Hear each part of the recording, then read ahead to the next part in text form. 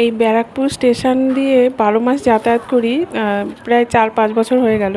কিন্তু আমি কোনো দিন দেখিনি যে এখানে দুর্গা পুজোটা হয়।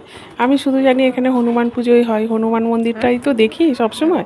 কিন্তু আজকে একটু দরকারে বেরিয়েছি স্টেশনে।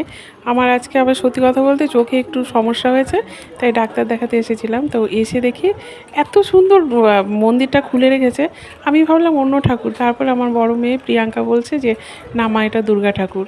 তো যেহেতু ঠাকুর একদম কমপ্লিট হয়ে গেছে আর সকলকে দেখার জন্য মন্দিরটা খুলে দিয়ে মায়ের সাথে লক্ষ্মী, সরস্বতী, কার্তিক, গণেশ তো আছেই।